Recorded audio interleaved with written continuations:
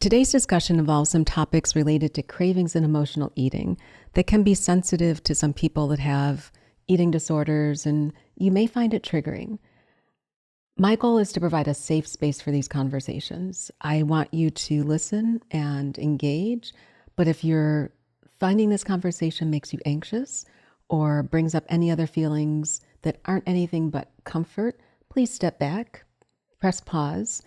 If you need to have a conversation with someone else and seek help for what may be your own challenge with your relationship with food, talk to a friend, your coach, a mental health counselor. Sometimes these conversations are triggering, and I just wanted to give you a heads up before we dive in. So let me ask you, have you ever had one of those days when you come home from work and you're like, I deserve a bag of chips?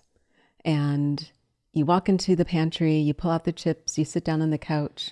You're not hungry, but you're feeling something, and you know that those chips are going to solve the problem.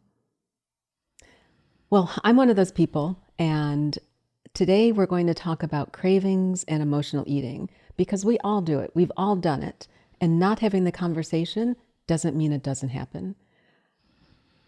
I'm Dr. Daphne Bascom. Welcome to the Thrive on Plants podcast. Today, I'm joined by an amazing special guest from our Vegan Superhero Academy, Erin Tomie. Erin, welcome to the podcast. Thank you, Daphne. Very happy to be here. So today we want to talk about a topic that I don't think many women discuss openly. And I think it's important because it's reality. It's something we all deal with. And I'll say women and men. But I do think from the perspective of women's health, women's weight management, women just navigating life and stress and everything else, talking about cravings and emotional eating is important. Have you ever had a craving for anything? Is that a trick question? No. I'm a potato chip person as well. I've always been salty over sweet. And there have definitely been times where I've put away a whole bag of potato chips. And that's definitely the salty craving. And when you kind of get tired, or I know we're going to talk a bit about emotional eating, and I definitely swing towards saltier foods. Pretzels as well is another favorite of mine. But I have some other cravings that are just more normal foods that I love to eat. But definitely the potato chips was always my thing. Potato chips are the thing that you crave. Yeah, I think just anything that is salty and feels like a snack. But I also find that I have cravings for normal foods too, like oatmeal even. And it's more that it's foods that I have every day. And sometimes I think, oh, instead of oatmeal today, I'm going to have pancakes. And I have the pancakes, but I'm still thinking about the oatmeal, even though I've had these super sweet and special pancakes. But my body is like, well, every day we have oatmeal. So we should be still having oatmeal today. And I wonder, I used to eat a lot more potato chips, and it probably became a habit. But I've slowly over time worked to eat less and less potato chips because I'd rather be eating things that I find are more healthier. But I think routine probably had a big part of cravings as well. And, if this is what your body is used to, then that's kind of what you want to eat. And you touched on quite a few things there. So thank you. Let's pull some of them apart. So let's start by defining what a craving is, because a craving is an intense and persistent desire or urge for a specific experience, substance, or emotional state. They can arise from physiological, psychological, or habitual influences, and they frequently involve the brain's reward system. So for some reason, whatever that behavior is triggering the release of dopamine, and it brings you a sense of pleasure or relief or some other emotion that you are trying to address. But to your point, cravings can be they can be triggered by different things. Like you mentioned, a substance craving, like the oatmeal. It could be an emotional craving. It could be a behavioral craving because it's a little bit of habit. They're all tied together in terms of cravings. But what's different, and what I'd love to hear from you, is when you're craving something, are you actually hungry? Or are you wanting something for another reason that your brain or your gut or your body is trying to signal to you? I would say that often I'm not actually hungry, and sometimes it's just the novelty of eating something. And especially if you are on social media or you're scrolling through, if someone comes up with a food video of them making these amazing looking vegan cookies, or they're making this elaborate meal, all of a sudden I'll think, oh, I want cookies. Cookies sound really good right now. Maybe I'll go make cookies. But if I sit with it and think about it, I think, okay, well, I'm not sure I really want to put the effort in to eat cookies right now. And I'm not actually hungry, or I have this dinner coming up. So do I actually want to eat this, or do I want to eat it because I'm watching someone else make it and it looks really good? But if I really kind of think about it, I'm like, I don't really want that. But if someone put it in front of me right now and I didn't have to work for it at all, for sure, I would take a bite. But not necessarily that you're hungry. No, Yeah. I wouldn't take a bite because I'm hungry or feeling the need to nourish myself. It's more because it's there and it's available. And I think that goes back to the potato chip thing as well. Like if they're in the house and they're really easy to just open up a bag. Calling your name. They're calling your name. You're thinking about them. You're sitting outside the kitchen. You think, oh, those chips are there. So if it's available and low effort, then way more likely to want to eat it just because it looks really good, not because I'm hungry. And Erin, do you experience cravings during your menstrual cycle? I mean, wanted to touch on, so hormones can also impact cravings? I'm not a great example for that because of the type of birth control I use. I don't have a clear menstrual cycle. Got it. So I don't find that I experience differences throughout the month. So I have had a hard time. It almost makes it harder for me to identify things like cravings or changes in hormones because I don't have that clear tracking cycle. So I'm not a great example for that, but I know that a lot of friends, depending on where they are in the month, it can vastly change how they feel energy level wise, or what type of food they're interested in eating or not interested in eating. So I know that that does really impact people. And how about sleep? So when you are sleep deprived, are you more likely to crave certain foods or just wake up thinking, I want or I need? I think for me, not sleeping fully, it makes it harder to ignore the cravings. I think I probably have the same level, but when I'm really well rested, I'm way more equipped to ignore those cravings or fight with them in my head and win. Whereas if I'm exhausted or if I'm stressed and I've had a long day, it's way easier for me to just say, okay, well, I've been dealing with so many other things. Like I feel like I have this craving for potato chips, or I love peanut butter. If I'm tired, I'm just like, I'm not going to have another fight with myself around food because I've already been fighting all day to do these other things in my life. So food at least can be a easy, low effort thing to just do whatever I want and feel like I'm getting a win, even though it's not actually a win because I'm eating something when I'm not hungry. I'm eating something that isn't helping me achieve my goals. It just is a win because it makes me feel good for a certain period of time, but eventually not feel so great about it. And the sleep deprivation may actually be hormonal too, because when you're significantly sleep deprived, your leptin and ghrelin levels are going to be altered. So you may not just be fighting with your intention to eat align with your goals.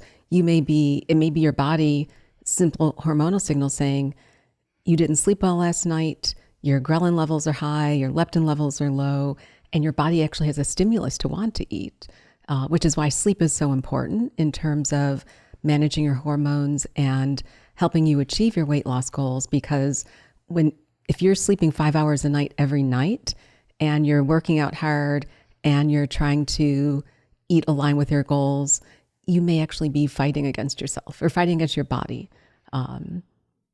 unintentionally. Not just, I don't want to use the word willpower, not just your ability to resist the chips or the peanut butter, but that there are real hormonal signals that are making you want those foods. Yeah, you're both mentally and physically exhausted. Yes. And I think a lot of people, I think recently sleep has come more and more that people are realizing how important it is. But I think even just, a couple of years ago, everyone was all about, I'm going to sleep 6 hours a night and then I'm going to be super productive all day and have these amazing workouts and I'm going to be on the best diet and achieve all of my goals. And I think if you do not have a healthy relationship with sleep, things can go downhill pretty quickly, physically and mentally. I would agree. And for many reasons, not just if you're on a fat loss journey, but sleep has so many other important things that it does for your body that sleeping less should not be any of our goal. 7 to 9 hours is our recommendation period. Another question, do you actually find that there are some environments that cause you to crave foods? So whether it's going to the movies or going to the fair or going home and, visiting home just stirs up memories about mom always makes this or mom always makes that. How does habit and environment impact your cravings? I think it's really easy for me to eat aligned with my goals when I'm at home because I do, most of the grocery shopping. I can decide what is available. It's all here. I'm very comfortable. I think for me, a lot of times when I go on work trips or out for lunch with coworkers, I think it's twofold. Part of it is the people that I'm with are often not as passionate about living a healthy and fit lifestyle. I don't work in an industry where people are really focused on health or they're, trying to gain muscle or achieve really great physical things. So I find that it's way easier for me to slip into, for me, it's the basket of potato chips or tortilla chips on the table or the bread basket. Breadsticks. The breadsticks, all of that is put out in front. Yeah. Everyone is eating it. Everyone's kind of doing the same thing. It feels like, I'm fitting in. I don't drink alcohol now, but in previous years, a lot of work trips I would go with, events were very associated with we're all going to go out at night and drink, and with alcohol comes late night snacks, and we circle back to chips or French fries is always a great late night snack that I love. So I think anytime I'm not at home where my routine has been upset, I'm not able to track everything I eat, that's when I usually am not as happy with the decisions I make because I allow myself to be more easily influenced by other people and wanting to fit in socially. And it's just kind of also on work trips, like I'm not sleeping as well.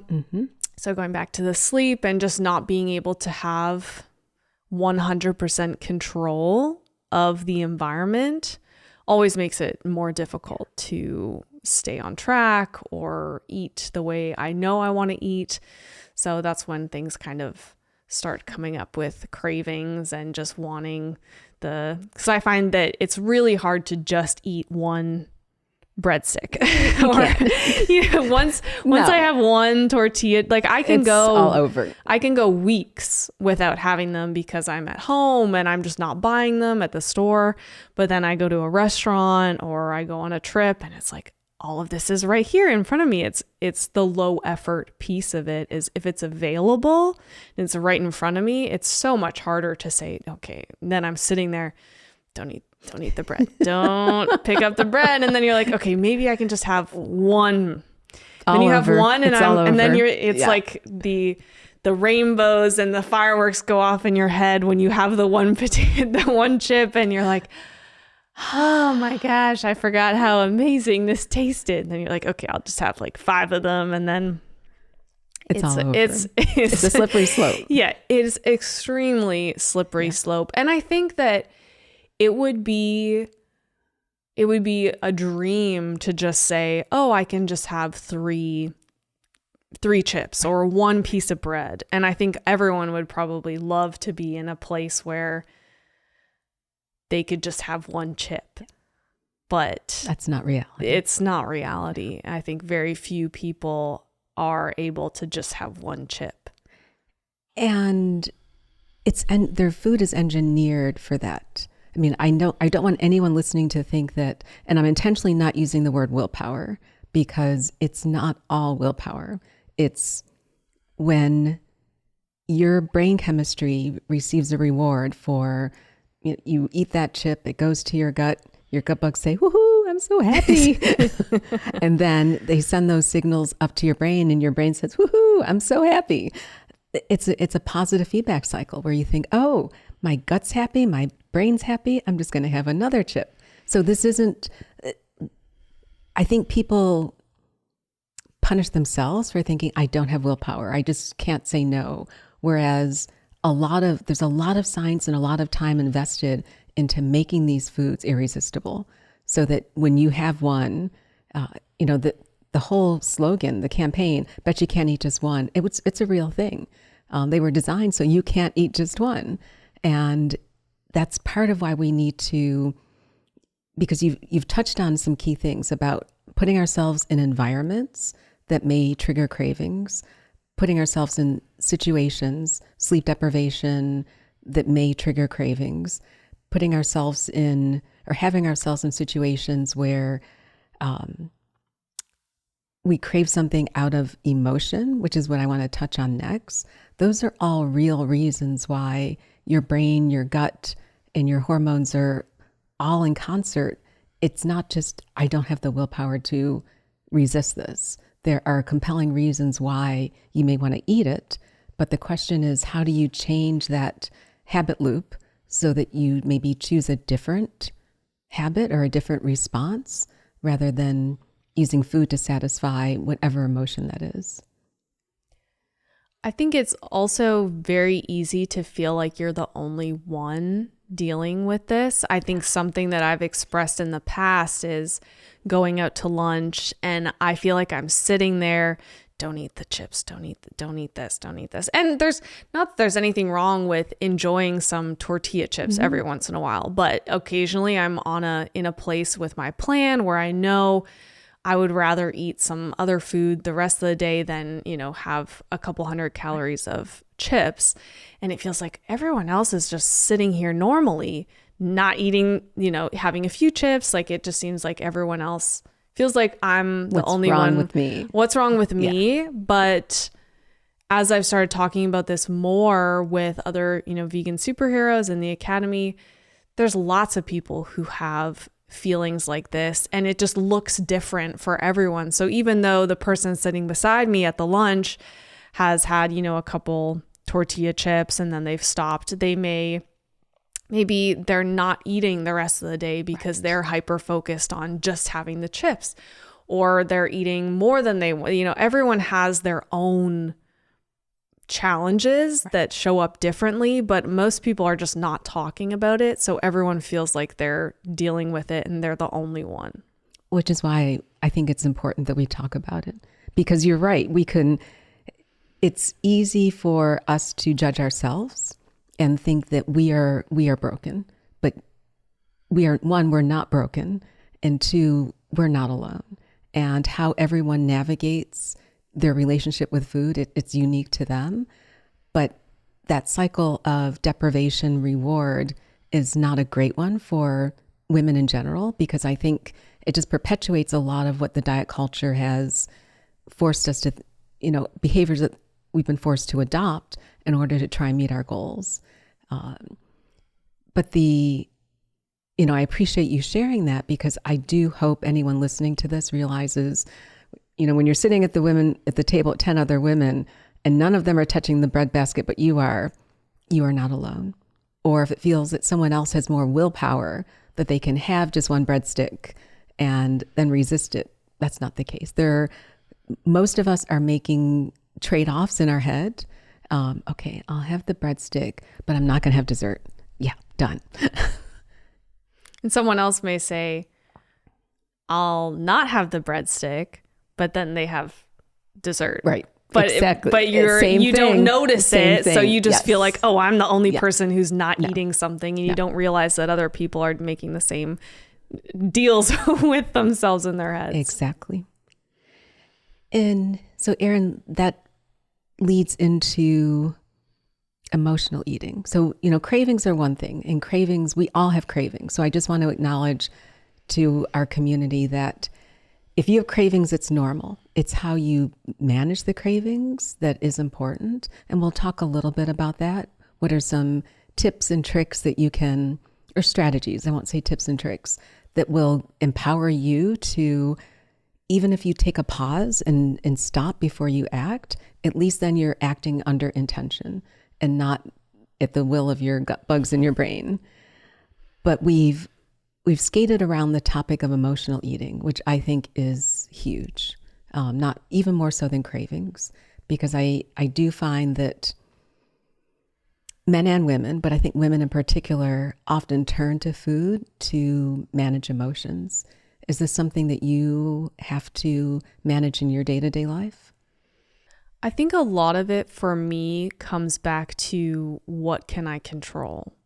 So if I'm having a extremely busy, stressful day, if I'm anxious about, I have all these things I need to accomplish this week, I'm like running around, I get very, they call it analysis paralysis. I have all these different things I need to do, and I'm so panicked about it that I don't do anything, which makes it worse.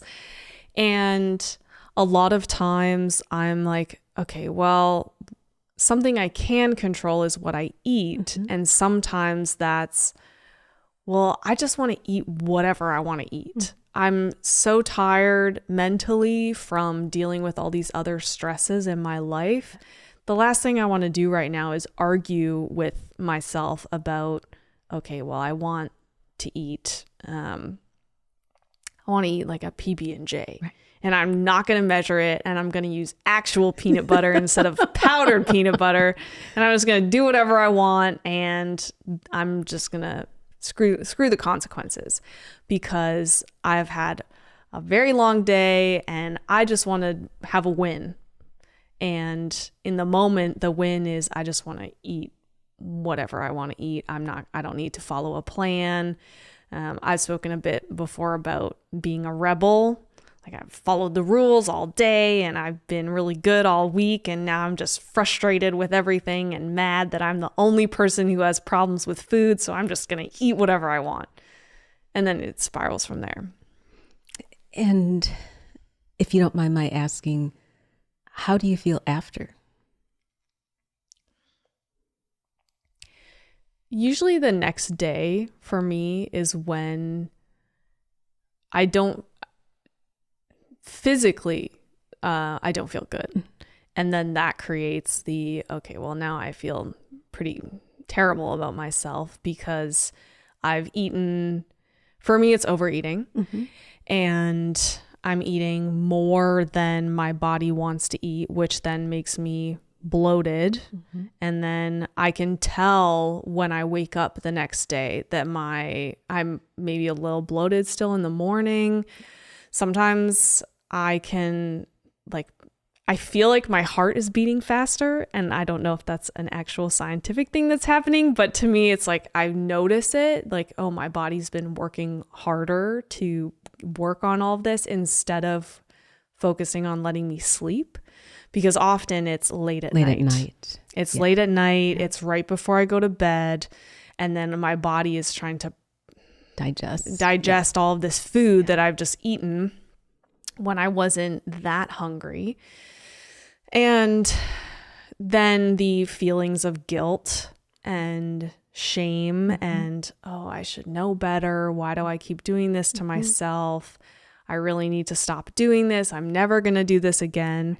And then you go, a day, you go a week, maybe it's months with feeling really great about all the decisions you make. And then you have a bad day. Yeah. Something happens. You are really stressed. You're really upset, sad, angry. Something where you are, how can I take control over the situation? And I'm going to take control by having whatever I want that's going to feel good in the moment. And my little gut bugs and my brain bugs are all going to have parties because they're so excited about all this, this very tasty, not satiating food that I'm eating. And it can, and then it starts all over again. And then it's like, okay, the next day, it's like the morning out, instead of the alcohol hangover, it's the food hangover. The food hangover, and I don't feel great about myself, and never gonna do this again. And then it's 1 week, and then it continues. And so, how can we, or how have we, as women, taught ourselves to manage these emotions? Because, you're a strong, intelligent woman, and you would think, you just said, I want to control the controllables. But when it gets to that food control, sometimes we struggle.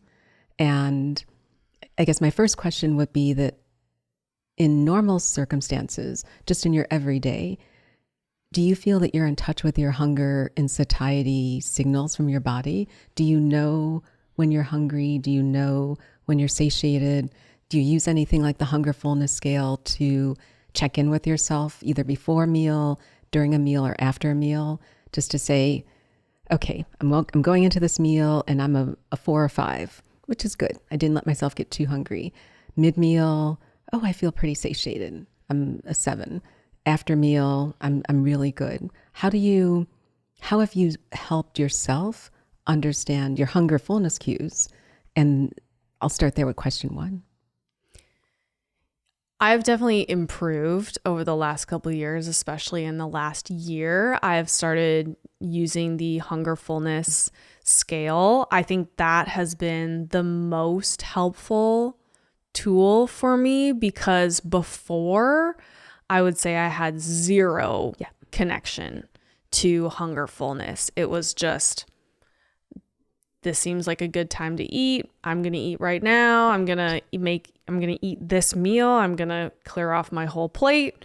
And then in a couple hours, I'll eat again without any, and it's kind of the, breakfast is at this time, lunch is at this time, dinner's at this time. This is what I'm going to eat. Habit. And the habit of it, or I've planned to eat this. Right. So that's exactly what I'm going to eat. And I'm not going to listen to what my body is saying. And I also think, probably like many women who I've, been up and down and yo-yo diets and trying this and doing that over the, last 10 years that I've been trying to change my body in different ways, and some ways have been much healthier than others. So I think through that process, I really lost the ability to listen to my body, because I was just so hyper focused on, I'm only gonna eat this much during the day, and like, this is my food list, or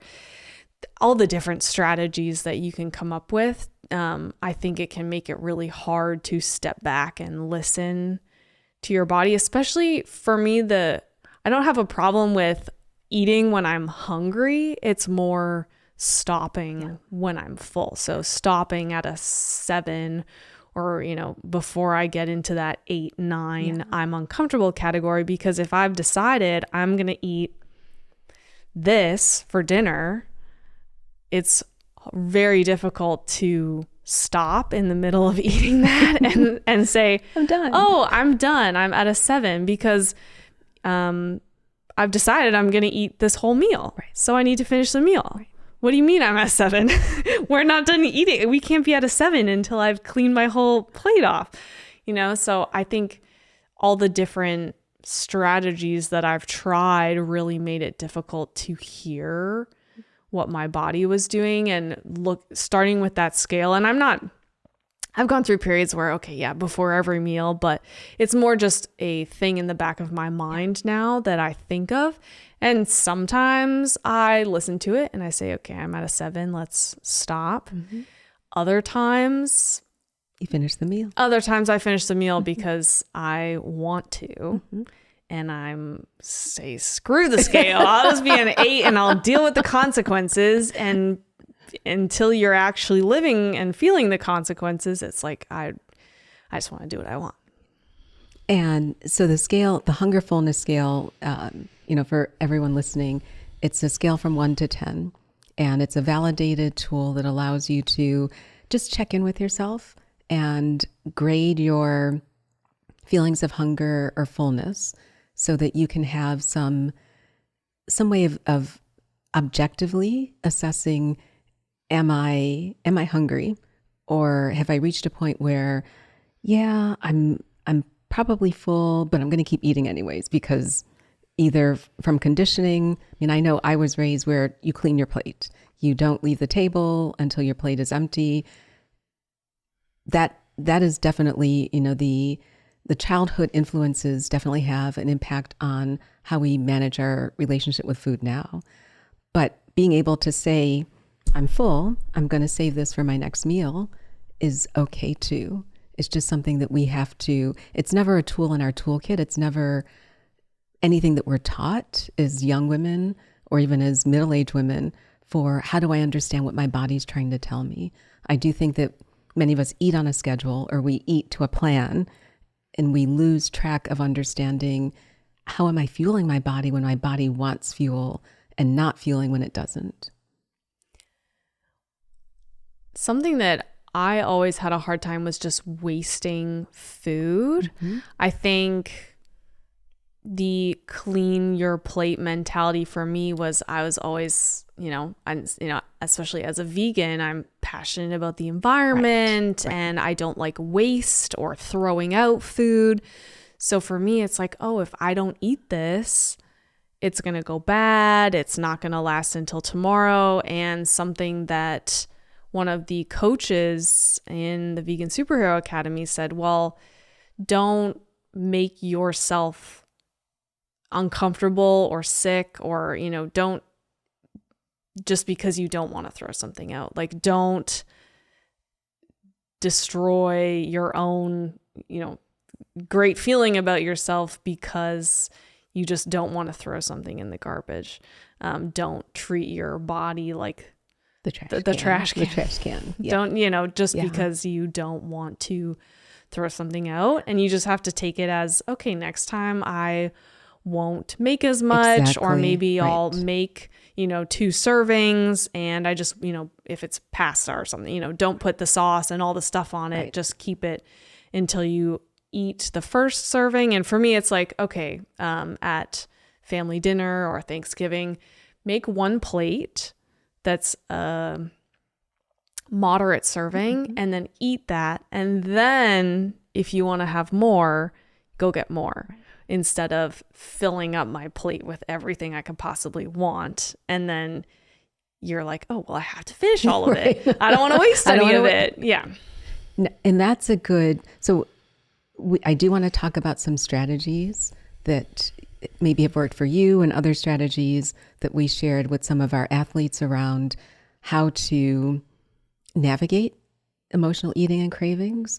But before we do that, I wanted to back up and just talk about how you feel afterwards and how you treat yourself as a consequence of how you feel. So again, one of the reasons for this conversation is I don't want anyone to feel shame that they have indulged in a craving or that they partake in emotional eating. We all do it. So don't beat yourself up after. If it's something you do every day, then I would encourage you to seek help, whether it's from a coach, whether it's from a mental health counselor. But if you have that situation where, the poop is hitting the fan at work, you've come home and you're like, I just need to eat my emotions, that will happen. And you need to be able to step back and understand what happened, why it happened, and not beat yourself up the next day. You need to move forward and past it, not feel shame, guilt, because it's done. You can't undo it. And beating yourself up is not helping your mental health or your physical health, or your confidence in who you are or who you aspire to be. Can you touch on how you talked to Erin after one of those times where you've had the PB&J, and how you give Erin grace that it's happened, it's done, I need to move forward? The grace part is, I'm definitely a lot kinder to myself now when it happens. And I think, well, I shouldn't say that.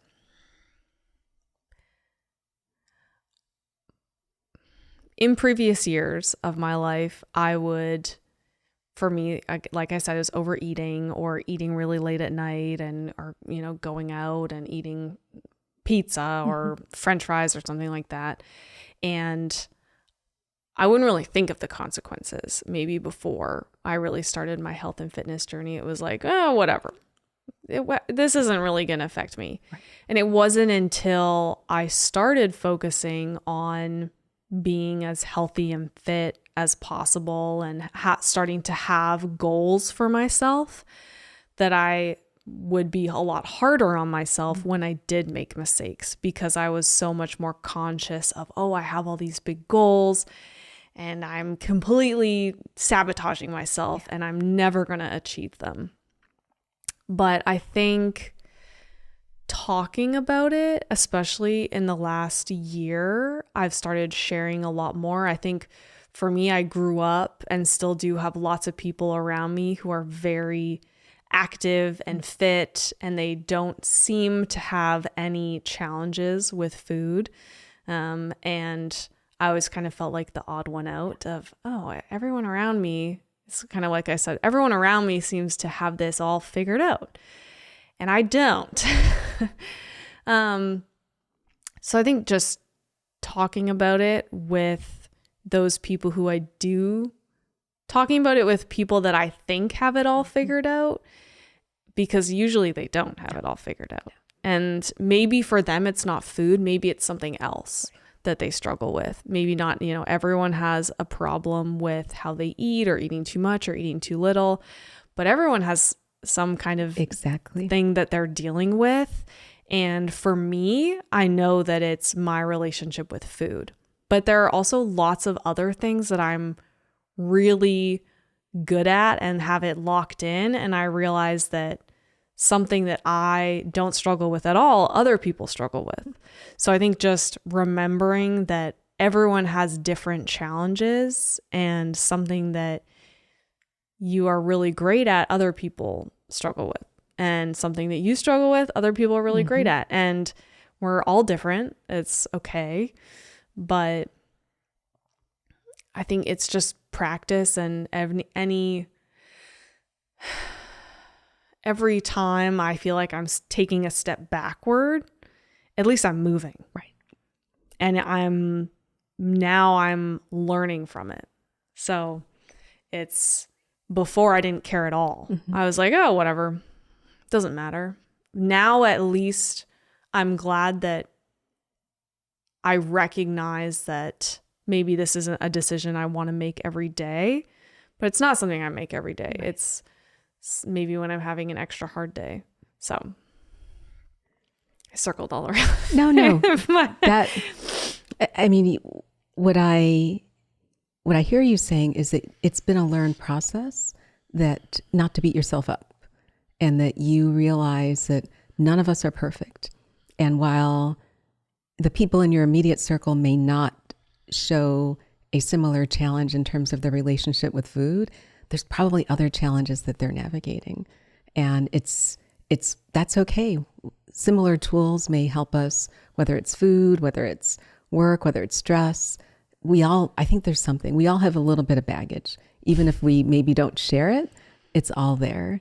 But you've been able over time to be less hard on yourself and say, I'm an amazing woman. I do a lot of things great. I know this is a challenge for me, but I'm moving forward and learning how to navigate this.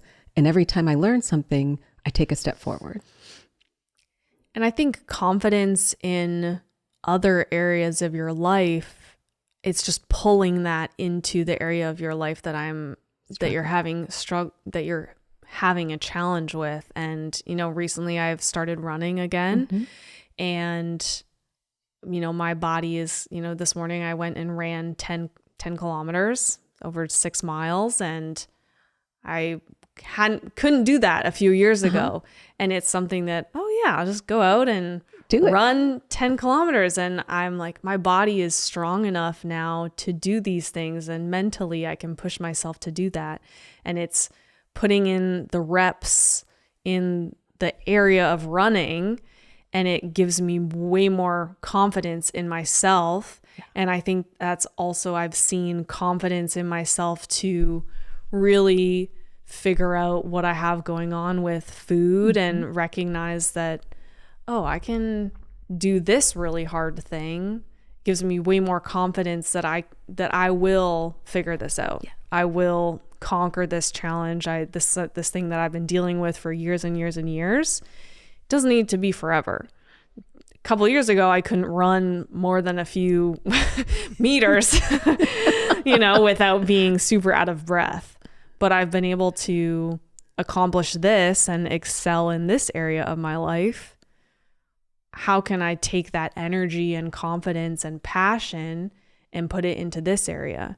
They're very different things, but they're related. They're related, and it's the confidence that you get from one area. You just got to figure out how to bring it over to the other area and figure out how you can take the hardcore runner Erin mentality, or the, whatever alter ego you want to come up with for yourself. How would that person tackle this challenge? And I'm seeing more and more relating things that initially I would have thought, it doesn't really matter if I excel in this thing. It's not really related to that, but I think they're all connected. They are. And I think that's good advice for anyone listening, that confidence in I can achieve in other areas trickles over into, I know how to manage. I will learn how to manage this too. And it may not be a week, it may not be a month, it may not be a year, it may be a lifelong challenge. But I think the key is learning strategies that can help you at that point in time when you are challenged with, do I eat this or do I do this? What do I do? And I know we've talked a lot about some of these strategies in our Vegan Superhero Academy. We've talked about urge surfing, and I don't know if you've ever tried to apply the principles of urge surfing. We've also talked about the stop method. Do you have any strategies that you consciously use at the time when you're about to make a decision to do something that may not be aligned with your goals that have been successful for you?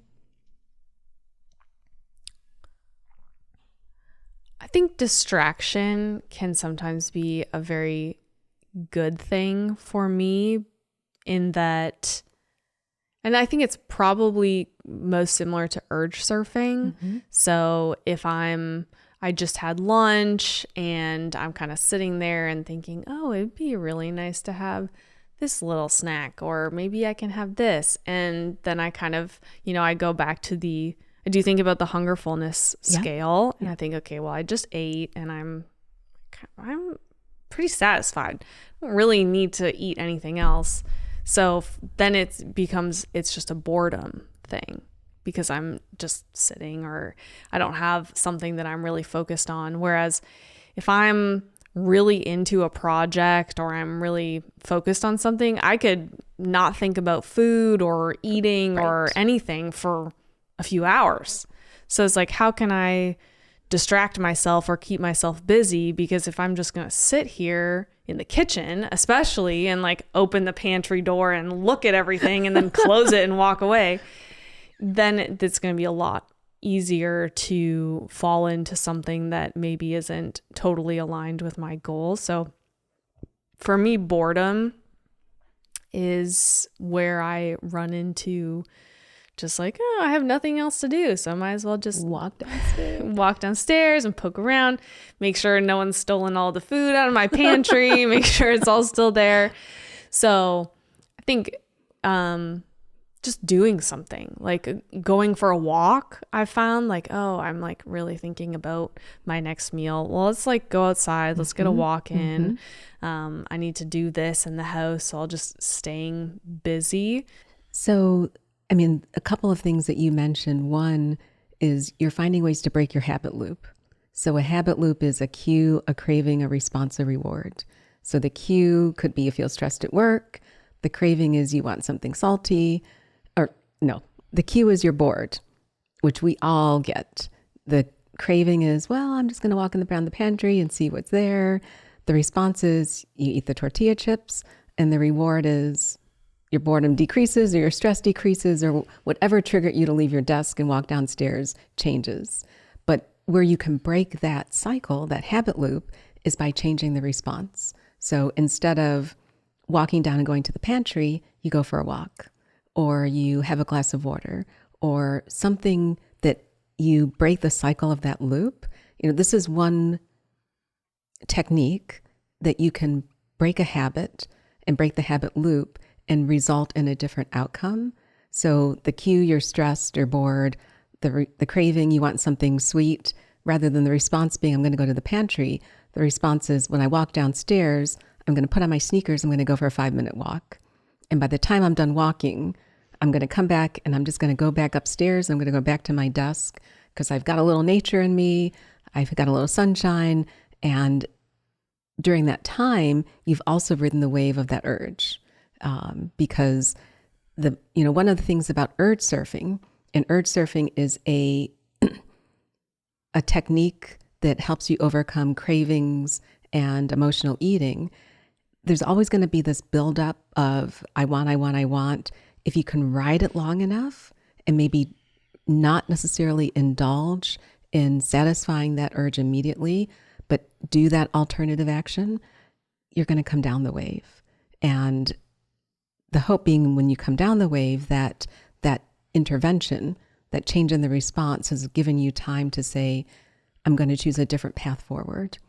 But everyone should know that you have an opportunity in that loop to change the response that you're taking and choose an alternate response so that you can start to have an intentional action that maybe replaces how you're rewarding yourself now for that craving or for that emotional state. And it's hard. It's hard not to go to the pantry and to put your sneakers on and to walk out the door. Sometimes recently I've also just been, to go back to listening to your hunger fullness cues. Let's say I've, had lunch at noon and I'm like, okay, well, I'm not going to have my next meal until 4:00. And at 3:00 or 2:30, probably, I start getting the snackies. Fancy, and I'm like, oh, I'm starting to think about food. So then it's, okay, I wander down to the pantry and I'm going to open up the pretzel jar and like pull out pretzels. And recently I've been just saying, well, let's just have that meal now. Mm-hmm. Something, and sometimes maybe it's just because I'm bored, but sometimes I kind of check in, okay, where am I on the fullness scale? I'm kind of hungry. So instead of continuing to eat the pretzel snack, which is not going to make me really feel full or satiated, have your meal.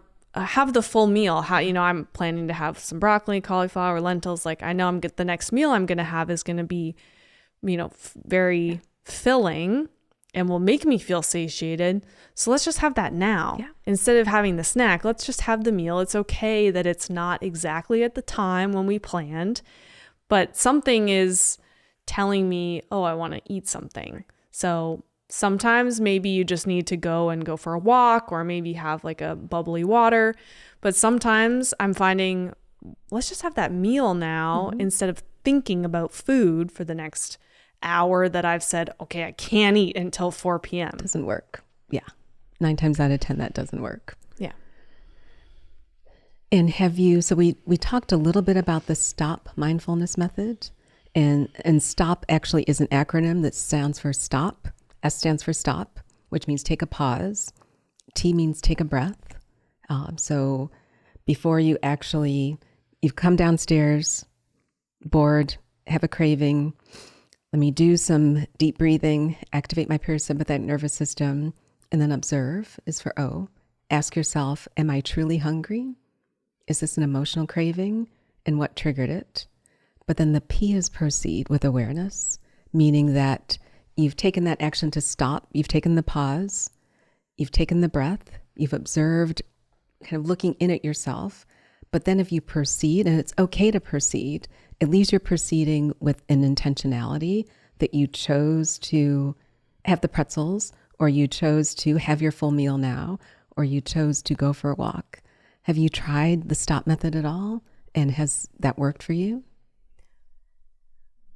Definitely the stop part. I think I am a lot more intentional about making the good choice, and sometimes intentional, like you said. Sometimes I stop and observe, and I proceed maybe the way that I wouldn't always want to proceed. That's okay. But you've stopped. But before, I wouldn't stop at all. Right. I wouldn't even think about it. There was, the whatever the consequences doesn't matter. So I think now I'm thinking about it a lot more. And for me, it's a stop and observe the hunger fullness level. Am I actually hungry? Am I just bored? And then, I think way more now it's proceed with the full meal, or, I just need to do something else. Yeah. I just need to distract myself. And like I said before, if I get really sucked into something I'm really passionate about, or I'm reading a really good book, you don't think about it. I don't even think about it. And it's more just the kind of danger of mindless action where you're just kind of on autopilot because you're not thinking about anything at all. Yeah. So it's okay to stop and then maybe proceed with the decision that maybe isn't the top ranked best choice. But as long as you're stopping and proceeding, eventually more and more you're going to go down the path that maybe is more aligned with your goals than the other way. So, and those are two techniques that we share in the Academy, because one, I think they're helpful. So the urge surfing, learning how to surf the urge, and then implementing the stop technique. And I like stop too, because the stop just, one, it brings to mind the stop sign, and it gives me pause to say, okay, I just got up. I just had a rough meeting. I'm walking toward the fridge. Am I hungry? No. What am I here for? How am I feeling? Why am I about to open the refrigerator door and eat something that I don't really want to eat? Those are, they're good frameworks that are very easy for people to implement. Urge surfing or the stop method. There are other things. You can identify what your triggers are, because we all have triggers.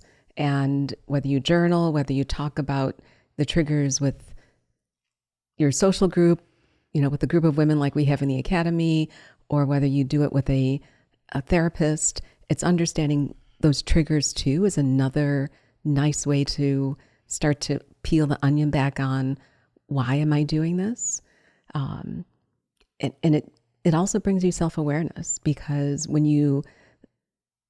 even with the urge surfing and the stop, if you know the things that are going to trigger you, it will help you make a decision about the intervention sooner. If I know when I have a bad meeting, I know my response is going to be, I want some popcorn. Okay, when I have a bad meeting, what am I going to do next time so that this trigger doesn't result in me doing something that doesn't necessarily align with my goals?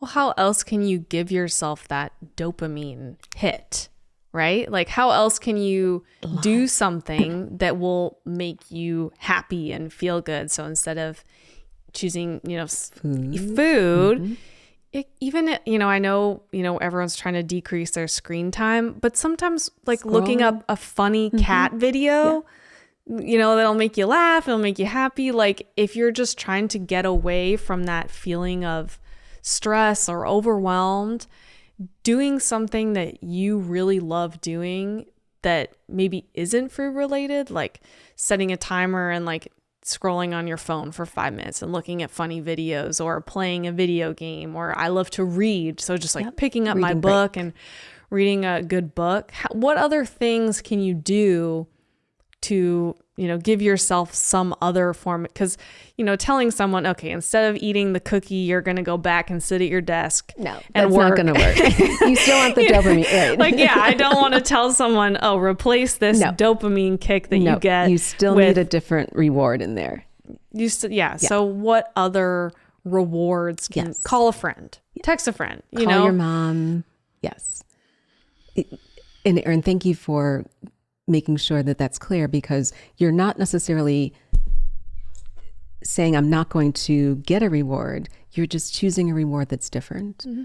And, for some people, the reward is going out for a walk. For some people, I do think, looking at some funny memes, looking at a friend's video, calling a friend, calling my mom. Those are all things that may give you that happiness, that little dopamine hit that you were looking for from food.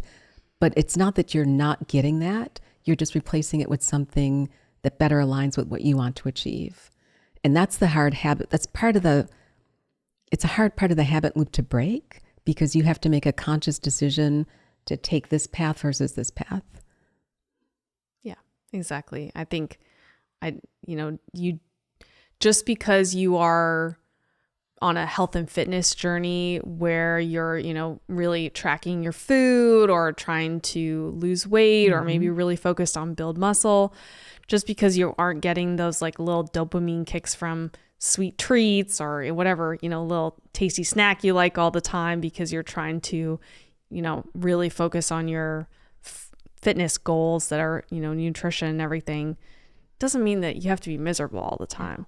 Like, I think a lot of people, especially if you're looking at social media, if you're following bodybuilders who are prepping for a show, you don't need to live like that all the time. You can't live. You can't. No. And you don't need to, be really strict about eating and doing, all of these exact exercises and doing everything perfect 100% of the time. And then also not having any screen time because you really want to be reading nonfiction educational books. Like, you don't have to have this perfect daily routine in order to achieve your goals. You can still have fun.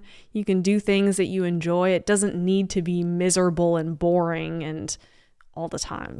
It can be, you just need to find different ways to have those little joyful moments and work in, I was saying this morning, I have this little protein chocolate bar that I have before my workouts. And yes, I could have a banana or a protein shake, but that little chocolate bar it makes me happy. It makes me happy. Right. It's maybe not the 100% best thing I could have, but it's also not, the worst thing I could have before my workout. It brings me this like little bit of joy because I'm having this little tasty chocolate protein bar. So, it doesn't have to be steamed broccoli and plain tofu out of the package just so that you can accomplish your goals. Amen. And, what you're saying, to recap, is that it's 80-20. Consistency is key.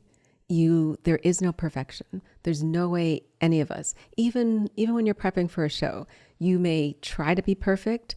9 times out of 10, there's going to be 1 hour, one day when you're like, oh, I'm going to add an extra quarter cup of oatmeal just because I want a quarter cup more of oatmeal. There's no one's going to be perfect, but you definitely are living an 80-20 rule, whether it's with your nutrition or with life.